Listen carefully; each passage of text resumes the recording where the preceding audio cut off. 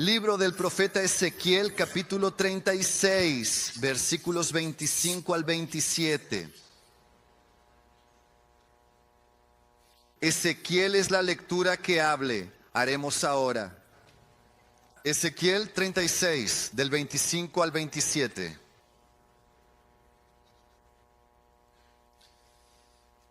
La palabra de Dios dice así: rociaré agua pura sobre ustedes y quedarán limpios. Los purificaré de todas sus impurezas y de todos sus ídolos. Les daré un corazón nuevo y pondré un espíritu nuevo dentro de ustedes. Quitaré de ustedes el corazón de piedra y les daré un corazón de carne. Pondré mi espíritu en ustedes y los haré actuar conforme a mis decretos y obedecer fielmente mis leyes. Mis hermanos y hermanas, quiero saludar a todos con la gracia y la paz de Jesús. Amén. El otro día estaba conversando con el pastor Gustavo diciendo que a veces venimos aquí y decimos qué difícil es preparar un sermón. Qué difícil es muchas veces lograr concatenar todas las ideas que vienen a tu corazón, que vas leyendo el texto, sabes, las cosas van fluyendo y probablemente en mi corazón, si pudiera, predicaría aquí unos 3 días seguidos sobre el libro de Ezequiel. Cuando Dios me dio este texto, sentí una necesidad enorme de leer todo el libro. Y no sé si ya has leído Ezequiel, no sé hace cuánto tiempo que no lees el libro del profeta Ezequiel, o si eres de esos que solo conocen Ezequiel 37, que es el que todo el mundo conoce, o al menos la mayoría, el Valle de los Huesos Secos, que es algo así tremendo, ¿no? Un lugar lleno de huesos, empieza aquí a entrar piel, tendones, nervios. ¿Te lo puedes imaginar? Pero me parece, gente, que no logramos entender todo lo que dice, sugiere, orienta y enseña este capítulo 37 si no leemos todo lo que vino antes y lo que viene después. Todo el libro es increíble. Todo el libro es impresionante. Y me sorprende mucho cuando volví a leer todo lo que Ezequiel tuvo que hacer por orden de Dios para que el pueblo finalmente tomara una decisión. Ezequiel fue un profeta del exilio. Él estaba en Babilonia, cautivo, cuando profetizó. Fue deportado en la segunda oleada de la deportación del pueblo a Babilonia aproximadamente.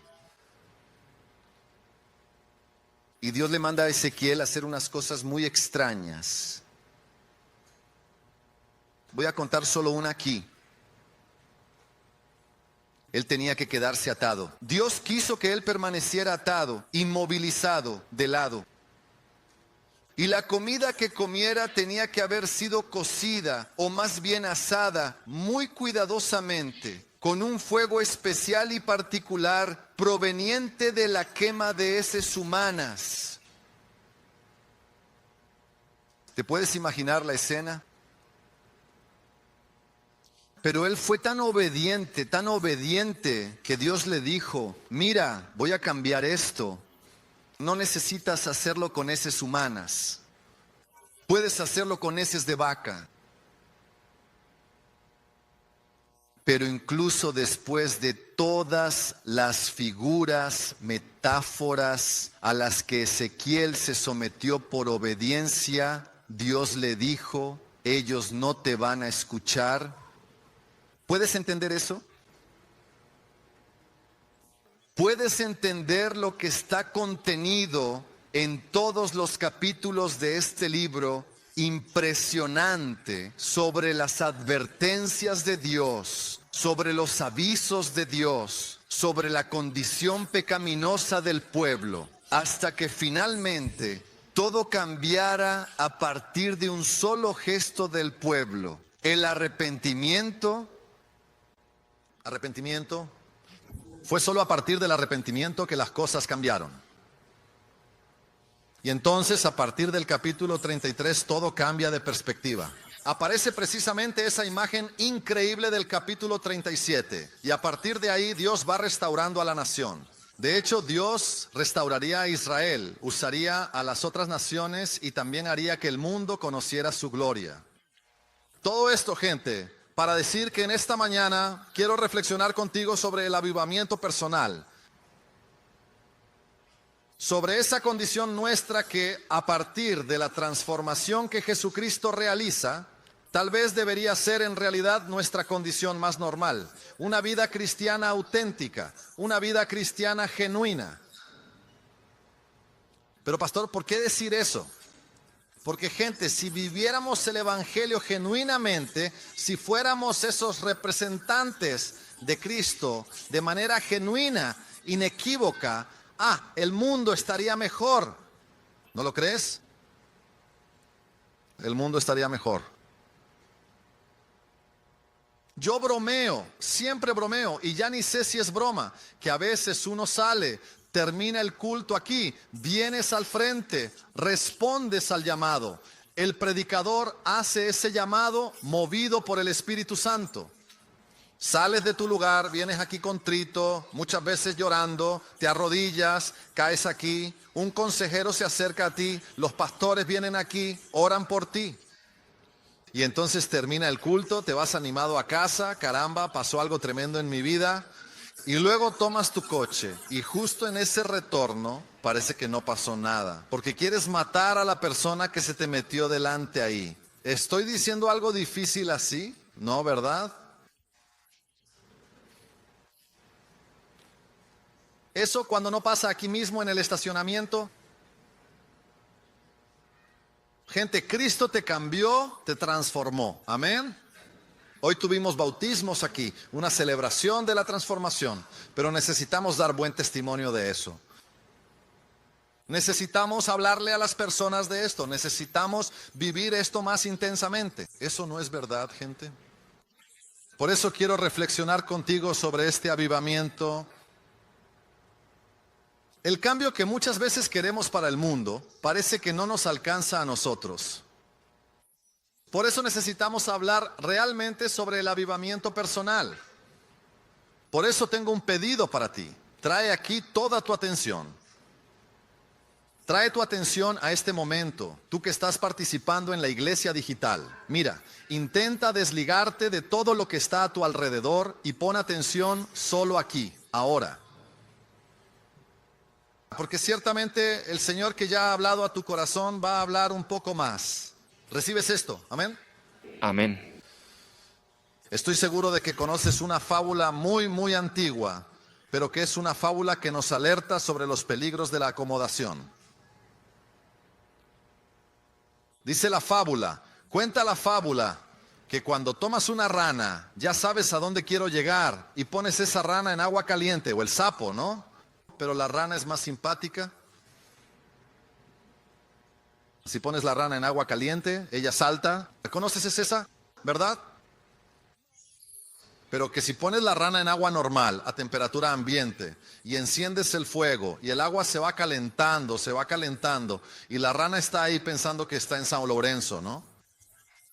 Y el agua termal, ella piensa que todo está bien, solo que se está calentando un poco más, y la rana ni se inmuta, está tranquila. De repente, muere. Aquello que en algún momento era placentero, se vuelve mortal. Aquello que era bueno, se convierte en la causa de la muerte de la rana. Y me parece, mis hermanos y hermanas, que bajo ciertas circunstancias hemos estado viviendo la vida como la rana de esa fábula. Estamos rodeados de agua por todos lados. Nos estamos acostumbrando a vivir como vive el mundo. Nos estamos acostumbrando a resolver problemas al margen de Dios, confiando en nuestra propia experiencia. Algunos, muy capaces, confían en su propio intelecto, en su propio talento, y así seguimos cocinándonos. Muchas veces hemos tratado con el mundo como la rana trata con el agua en la olla. Solo que no nos estamos dando cuenta. Así como en la fábula, el agua se está calentando. ¿Puedes entender esto? Ahora, esto es algo antiguo en la historia del pueblo de Dios. En el texto que leímos, como se relata en las Escrituras, vemos con precisión exacta la historia de un pueblo que estaba viviendo durante mucho tiempo al margen de Dios. En el lugar más alto de la adoración ya no estaba el Señor. Y mencioné esto hoy en la clase. A la luz de la palabra de Dios, todo pecado es igual, es un error. Te aleja de Dios. Pero déjame decirte algo aquí acerca de la idolatría. A Dios no le gustan los idólatras, ¿de acuerdo? El lugar que le pertenece a Dios es solo de Dios. Amén. ¿Estás entendiendo esto?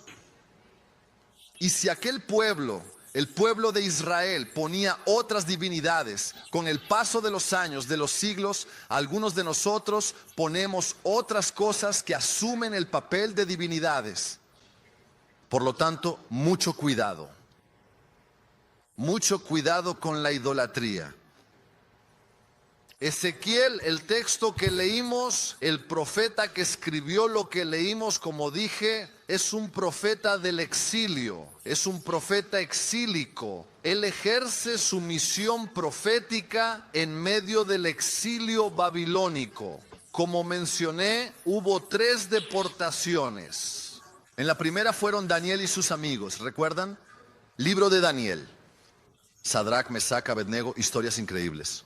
En la segunda va Ezequiel y después hay una tercera. En la tercera culmina con la destrucción de Jerusalén y del templo. Es en este ambiente geopolítico, confuso y que no le hizo ningún bien a Israel, donde se desarrolla nuestra historia. Joaquín fue rey de Judá y se rebeló contra los babilonios. Él muere durante el asedio del 598. Y es aquí, como mencioné, donde ocurre la primera deportación. Es aquí donde Daniel y sus amigos son llevados cautivos a Babilonia. Joaquín es sucedido por su hijo Joaquín, pero el reinado de este rey fue muy corto, cosa de 1 año, muy rápido. Él se rinde y también es llevado cautivo a Babilonia. Ezequiel va con él. El rey que sucede a Joaquín es Sedequías. Si tú, mi hermana, mi hermano, están ahí planeando el nombre de un hijo, ahí lo tienen, Sedequías. Pero la historia de Sedequías no es buena. Él es puesto a reinar por indicación de la propia Babilonia, pero en algún momento se rebela contra Babilonia. Eso costó caro. Los babilonios sitian Judá, imagina eso, sitian la ciudad. Entran en la ciudad y ejecutan violentamente a los hijos de Sedequías delante de él. Pero no hicieron solo eso. Le arrancan los ojos a Ezequías. Es como una escena de Juego de Tronos, ¿verdad? En su peor momento, y se llevan a Ezequías prisionero a Babilonia. Un ambiente de terror. Ezequiel está en medio de todo esto, profetizando contra la desobediencia de Israel, profetizando que debían arrepentirse, profetizando que cosas peores vendrían si seguían alejados de Dios. Necesitaban un avivamiento. Y lo más increíble, como les dije al principio, es que el pueblo no creía que pudieran suceder cosas peores. Jeremías, que fue un profeta casi contemporáneo, pero no del exilio, trae en su narrativa algunos puntos que nos hacen tener esa certeza. Allí en Jeremías 5:12, el pueblo decía: ningún mal nos sobrevendrá. Mira la rana en el agua caliente, ningún mal nos sobrevendrá. En Jeremías capítulo 14 decían, no habrá hambre ni guerra. Falsos profetas estaban allí profetizando eso. Y preferían escuchar a los falsos profetas antes que a la voz del propio Dios a través de Jeremías. Lo que quiero decirte aquí esta mañana, presta atención, es que necesitamos un avivamiento personal, tú y yo, aunque haya personas que digan que no. Aunque existan personas que digan que todo está bien cuando no lo está. Aunque haya pecado y abundancia de maldad en medio del pueblo, necesitamos un avivamiento, gente. Necesitamos vivir la vida que el Señor quiere que vivamos. Y eso de manera intensa, diariamente, todo el tiempo. O hacemos esto o probablemente tendremos el destino de la rana. El mensaje de Ezequiel iba en contra de ese optimismo infundado de los israelitas. El libro de Ezequiel recorre entonces una historia de advertencias, graves advertencias de Dios, del juicio de Dios, hasta que finalmente, a partir del arrepentimiento, el pueblo pudiera volver a tener esperanza. Para facilitar nuestro camino, me gustaría que pensáramos ahora, mucho tiempo después, en el apóstol Pablo y en la visión doctrinal que el apóstol Pablo tiene de cada cristiano, de cada hermano, hermana, que acepta a Jesús como Señor y Salvador. El apóstol Pablo dice que somos el templo del Espíritu Santo. Eso significa, Dios habita en ti. Amén. ¿Recibes esto? Dios habita en ti. Amén. Pero parece que estás tímido. Dios habita en ti. Amén. Es así mismo. Dios habita en nosotros. Somos templo, morada del Espíritu Santo de Dios. Es lo que Él dice allá en Primera de Corintios. ¿No saben que ustedes son santuarios de Dios y que el Espíritu de Dios habita en ustedes? Eso es lo que aprendemos con la palabra. Él refuerza la idea en Romanos. Sin embargo, ustedes no están bajo el dominio de la carne, sino del Espíritu, si es que de verdad el Espíritu de Dios habita en ustedes. Imagina tu corazón como el hogar del Espíritu. Imagina tu corazón como la casa del Espíritu.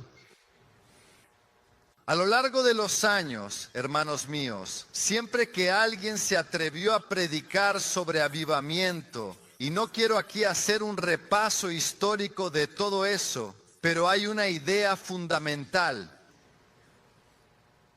Si usas la expresión avivamiento, otra idea se deriva de esa. Es la acción de Dios en tu vida, es la acción de Dios en la vida de la iglesia. Amén. No es un plan descabellado de un líder, no es el plan de uno u otro, no. El avivamiento es la acción del Espíritu Santo de Dios en la vida de la iglesia. Y casi siempre, amigos, comienza con arrepentimiento y oración. Arrepentimiento y oración. Entrega. Implica una rendición completa, total. Tú sales de escena y entra en escena el Espíritu Santo de Dios. Es así, estamos hablando de avivamiento, de la casa del avivamiento, estamos hablando de cada uno de nosotros, morada, hogar del Espíritu Santo de Dios. Y todo esto fue solo la introducción, realmente solo la introducción para que podamos hablar un poco más en detalle de lo que leímos. Presta atención, tienes la Biblia abierta. Entonces Ezequiel 36, 25. Cuando buscamos el avivamiento personal, cuando tenemos conciencia de que podemos ser la casa del avivamiento, necesitamos, es fundamental, limpiar la casa. Necesitamos limpiar esta casa. Mira lo que dice el versículo 25 que leímos. Entonces rociaré agua pura sobre vosotros y quedaréis purificados. El agua, desde la época de Levítico, se utilizaba en ceremonias, liturgias, para la purificación, por muchos motivos. No voy a leerlos todos aquí, hay muchas cosas. La gran cuestión aquí, la gran diferencia, gente, es que en esos rituales litúrgicos, quienes realizaban la purificación eran los sacerdotes. Pero en el caso de la nación de Israel, ¿quién haría la purificación? El propio Dios. ¿Notaron la diferencia? Los sacerdotes, no los intermediarios, salen de escena. Ahora, quien habría de hacer la purificación del pueblo era el propio Dios. ¿Entiendes entonces la idea de que tú eres el templo del Espíritu Santo?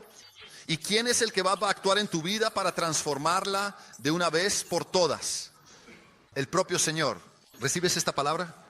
El propio Señor está actuando en tu mente, en tu corazón, modificando tus sentimientos, haciendo desaparecer esa rabia loca que tienes de la vida, trayendo templanza, haciendo brotar en ti el fruto del Espíritu Santo, dándote alegría, incluso cuando las cosas están complicadas, contentamiento. Gente, solo el Espíritu Santo es capaz de mantenerte sereno cuando todo a tu alrededor está implosionando. Esto es muy serio. Una que otra persona lo logra por su historia de vida, sabe mantenerse ahí, pero mira, la mayoría de nosotros, yo y la mayoría de los que estamos aquí, de los que están participando en línea, necesitamos al Señor, necesitamos del Señor. Y es Él quien nos ayuda, es Él quien limpia el pecado y necesitamos hablar sobre el pecado. Necesitamos hablar sobre el pecado.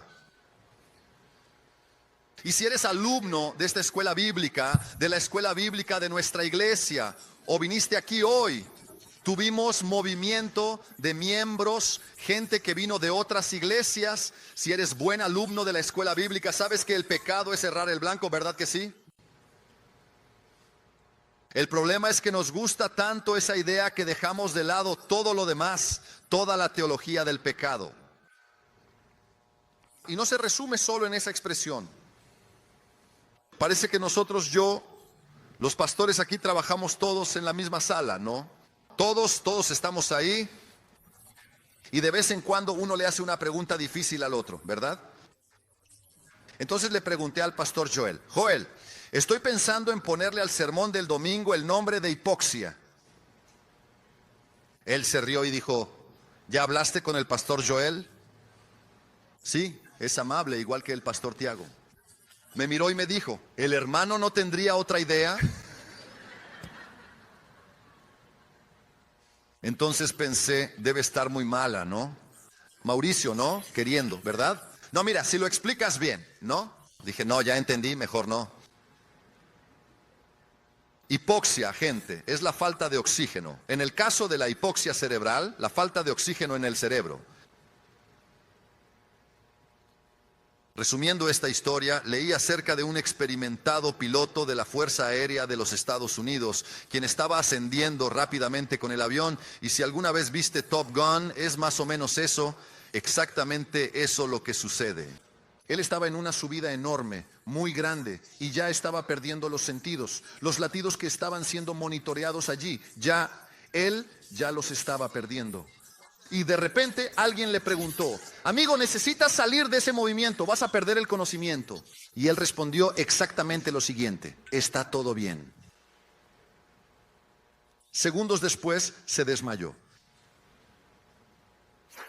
Y una de las cosas que suceden, una de las muchas cosas que le pasan al ser humano cuando tiene este fenómeno, cuando le ocurre, es que muchas veces no tiene la menor idea de lo que está pasando. Incluso puede estar en un estado de euforia, de tranquilidad.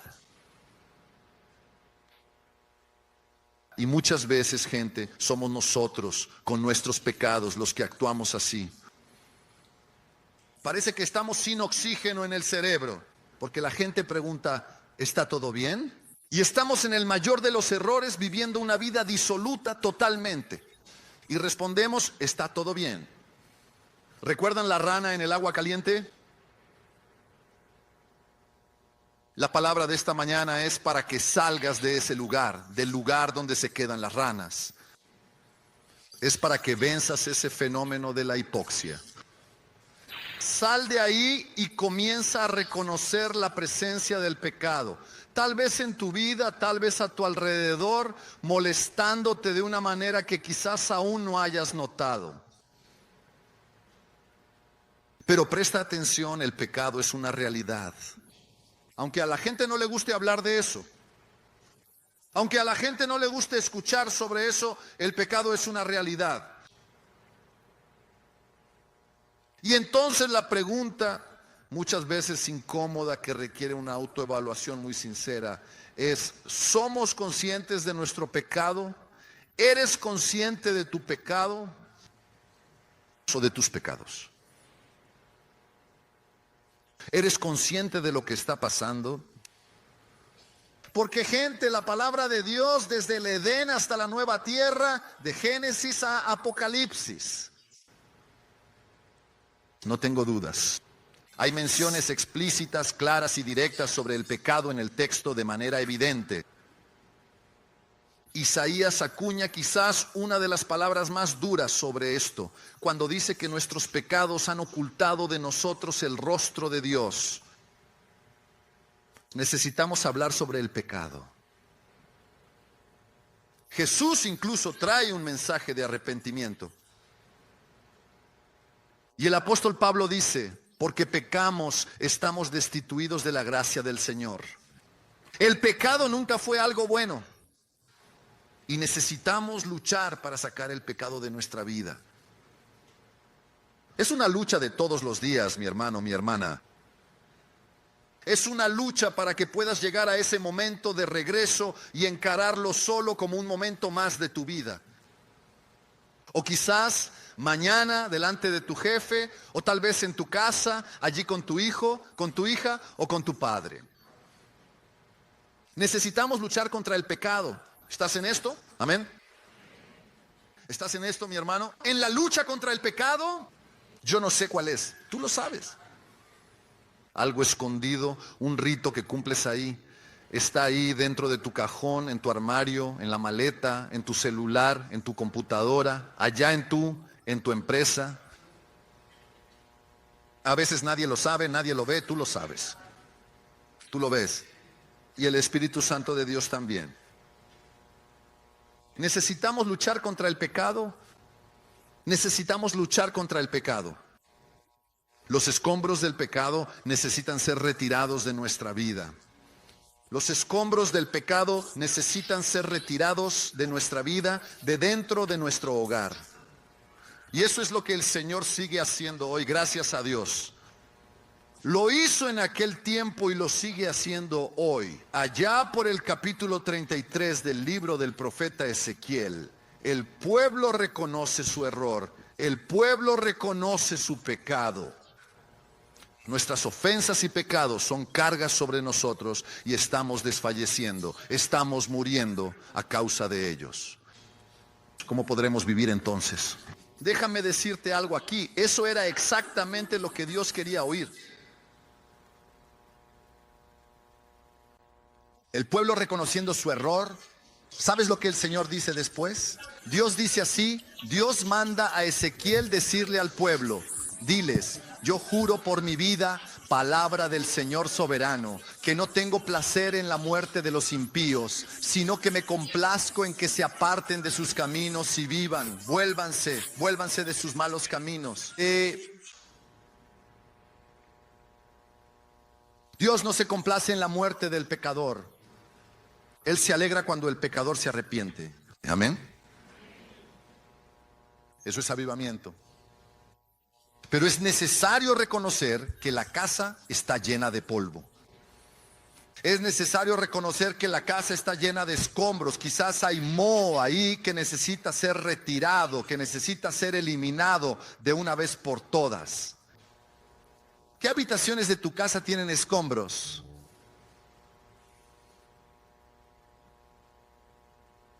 Pecado, algo que necesita salir de ahí. En la búsqueda del avivamiento personal es fundamental reconstruir las estructuras. El texto que leímos sigue diciendo que os daré un corazón nuevo. El Señor lo dice, ¿verdad? Os daré un corazón nuevo y pondré dentro de vosotros un espíritu nuevo. Gente, si para muchos de nosotros reconocer el propio error ya es una lucha, casi somos incapaces de hacerlo. Muchos de nosotros también hay que decir que la reconstrucción es algo muy difícil. Hay quienes dicen que reformar algo que ya está hecho es mucho más difícil que construir algo nuevo. ¿Es así mismo? Parece que esa imagen se aplica a nuestra vida espiritual. Qué difícil es reconstruir algo. Qué complejo es. Es por eso que tiene que ver con Dios. Porque Dios es capaz de derribar esas estructuras frágiles construidas sobre la arena y darnos a cada uno de nosotros casas construidas sobre la roca. ¿Recibes esto? Amén. Gloria a Dios. Porque así es como Él actúa con nosotros. Nos saca de la incertidumbre de la arena y nos pone sobre la roca. Presta atención a lo que te voy a decir ahora. Presta mucha atención a esto. Dios no hace reformas superficiales. Dios no hace reformas superficiales. Él quiere actuar profundamente. Él quiere ir al núcleo de tu ser, de tu historia. Él quiere transformar todo, todo, absolutamente todo. Nada escapa a su acción. Sucede, mis hermanos y hermanas, que muchas veces somos nosotros quienes queremos controlar el proceso y muchas veces ponemos delante de Dios solo una parte del problema diciendo: Señor, esto aquí está bien, esta partecita aquí está bien, esto déjame que yo lo resuelvo. Somos inteligentes, capaces, llenos de estudios, hacemos esto o aquello, tenemos experiencia de vida, ya tengo cierta edad, puedo resolver esto solo. Dios no hace reformas superficiales. Dios te quiere por completo, hermano mío. Voy a repetir, de rendición es de lo que estamos hablando aquí. Sales tú y entra el Espíritu Santo de Dios para que Él pueda hacer lo que quiera en tu vida. Todas esas cosas a las que estabas tan apegado, sal de ese lugar. Ese lugar no tiene nada que ver contigo. Si el Señor te está diciendo que salgas de ahí, que dejes de ir a cierto lugar, que no hagas más lo que estás haciendo, sal de ahí ahora. Asume un propósito delante del Señor de hacer solo aquello que Él quiere y no lo que tú quieres. Cuando aplicamos el test de dones, el Ministerio Soma, liderado por el pastor Felipe aquí en la iglesia, les explicamos a las personas en el momento de hacer el test: no marques aquello que te gustaría hacer. No hagas eso, va a salir mal. Pero invariablemente vemos a algunas personas que lo hacen. ¿Y cuál es el resultado? La persona tiene todos los dones. Sí, lo tiene todo, sí, yo quería ser así, yo también quería, pero no es eso. Esto ocurre en muchos aspectos de nuestra vida. Queremos controlar el proceso, pero entiende, quieres cambiarlo todo. Mentalidad, sentimientos, emociones. Quieres usar su palabra como manual de arquitectura. Mira qué buena cosa. ¿Lees la Biblia? No es necesario que levantes la mano, pero así dentro de ti haz este gesto. Para no avergonzarte, ¿estás leyendo la Biblia? ¿Estás leyendo? ¿Estás orando? ¿Eres creyente, hermano mío? Tú y yo somos creyentes, cristianos. Algunos nos visitan aquí, por favor entiendan esta palabra. Necesitamos la palabra. ¿Tienes el tuyo contigo? ¿Tienes tu Biblia contigo? Consigue tu Biblia. Antiguamente hacíamos eso. Los pastores de la época del hermano Silviano hacían eso, ¿verdad? ¿No es así? ¿Estás con tu Biblia ahí? Levanta la Biblia. Mira, puedes levantarla. ¿Estás con tu celular? ¿La tienes en el celular? Levanta el celular. Puedes hacer eso también. Mira, tú que estás en el chat de la iglesia, di ahí: yo estoy con mi Biblia. ¿Lees la palabra? ¿La estás leyendo? hace diferencia para ti. Cambia tu día. Cambia tu día cuando lees la palabra. ¿Te prepara para tu día cuando lees la Biblia? Gente, ¿qué somos nosotros sin la palabra? Tienes que entender el motivo por el cual las personas atacan la Biblia. La Biblia es la palabra de Dios perfecta. Cuando un pastor, presta atención a lo que te voy a decir. ¿Sabes lo que es profecía? Es cuando un pastor toma la palabra de Dios y predica categóricamente la palabra de Dios. Pero pastor, ¿por qué? Porque si la profecía es el mensaje de Dios para el pueblo, gente, la Biblia es la palabra de Dios para el pueblo. Amén. Es así, no es de otra manera. En la búsqueda del avivamiento. Tercer y último punto. En la búsqueda del avivamiento encendemos las luces. Es fundamental encender las luces. Quiero complementar el texto del profeta Ezequiel con una pequeña parte de Mateo en el Sermón del Monte. Cuando el Señor Jesús dice que nosotros somos la luz del mundo y que no se puede esconder una ciudad edificada sobre un monte. Y probablemente ahora voy a decir la cosa más de autoayuda, más de coach que he dicho en toda mi vida. Pero este texto me permite decirte algo. Naciste para brillar. ¿Lo entendiste? ¿Quién aquí es de Cristo? Levanta la mano. Amén, puedes bajarla. Tú eres la luz del mundo. Y no puedes esconderte. La luz no se esconde. La casa ordenada, limpia, morada del Espíritu Santo fue hecha para brillar. ¿Sabes por qué? Porque a partir de eso, otras personas también conocerán el mensaje de salvación. También van a experimentar el mensaje de salvación. Las personas verán a Cristo en ti. Las personas conocerán a Dios a través de ti. La casa limpia cobra vida. La casa limpia, ordenada y acogedora gana un cálido calor humano. La casa limpia gana luz y alegría renovada. La casa limpia se convierte en un faro brillante. Dios desea habitar en ti y a partir de ahí alcanzar a todas las personas en el mundo. Él podría haber chasqueado los dedos, ¿no es así? Él es Dios. Y mucho más que ese guante de los vengadores, Él tiene todo el poder. Él podría haber chasqueado los dedos, pero no, Él prefiere usarte a ti. De hecho, dile eso a la persona que está a tu lado. Él prefiere usarte a ti. Él prefiere usarte a ti. Eso es lo que aprendemos en la revelación. Ahora la casa, mi hermano, mi hermana, tú y yo, somos la base de operaciones del reino de Dios. Ahora la casa es el lugar para irradiar la luz del Señor, su presencia. Ahora la casa es el lugar de la proclamación del Evangelio. Esa es la casa. Eso soy yo, eres tú. Y podría hacer una pregunta, pero no quiero incomodar a nadie con esto. De hecho, en ningún momento fue mi intención. Pero si yo preguntara, ¿quién está siendo iluminado por la luz de tu casa? ¿Tendrías una buena respuesta?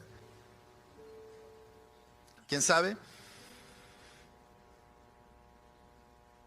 Porque algunos hacen de su casa casi un lugar donde se reúnen los agentes secretos. ¿Conoces al agente secreto del reino de Dios? Nadie sabe que es creyente. En serio, nadie lo sabe. Él es mira.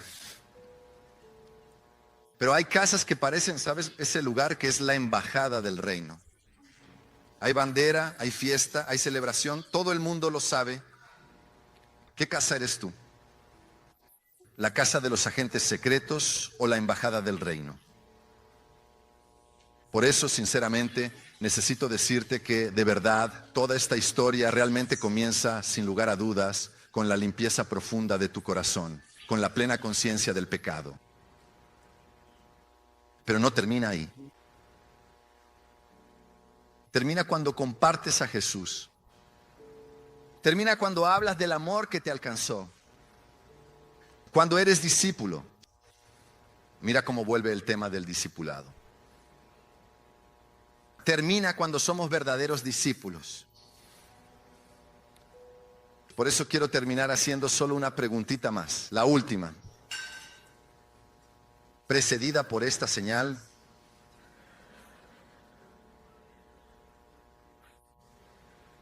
Y la hermana muere de vergüenza. ¿Será que tal vez no es hora de limpiar la casa?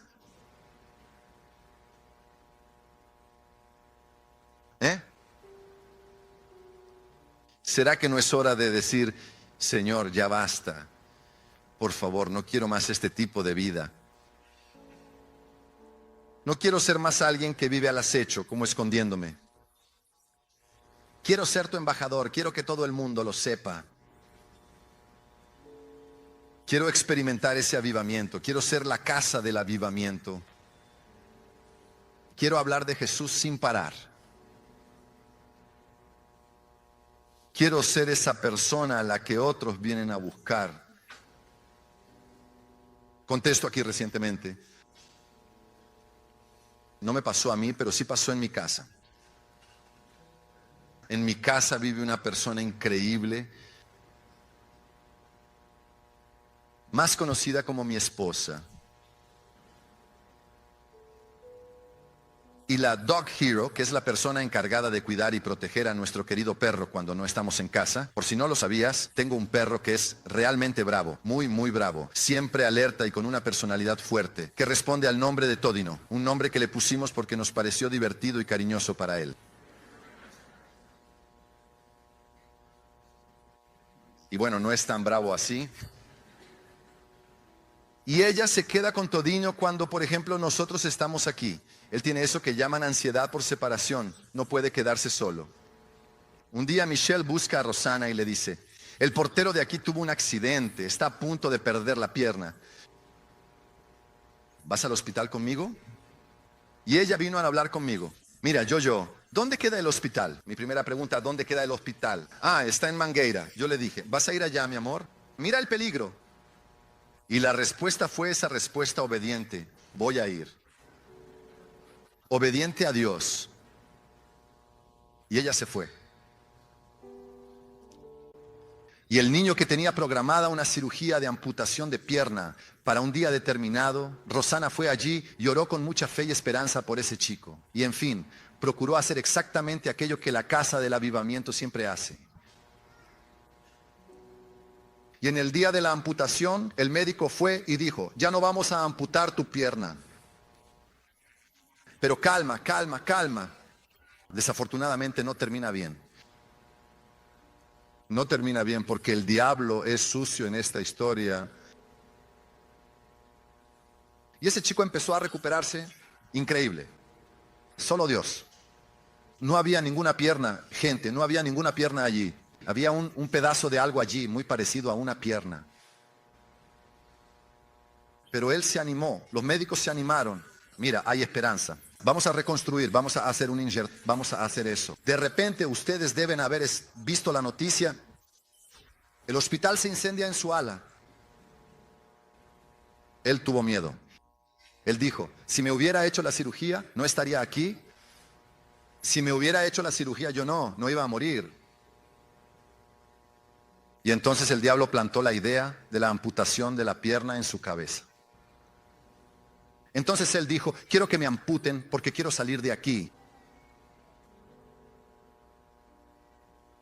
Y él terminó teniendo la pierna amputada. Hay una batalla espiritual muy intensa ocurriendo aquí. Gente, es algo grave, realmente tremenda. Y solo aquellos que son casas de avivamiento podrán seguir adelante. No tengas ninguna duda de eso. No te quedes en la indecisión.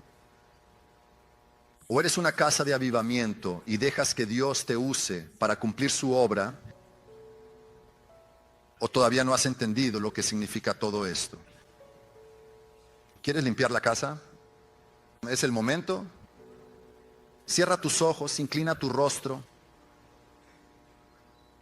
Sé lo difícil que este mensaje puede haber sido para algunos hermanos aquí.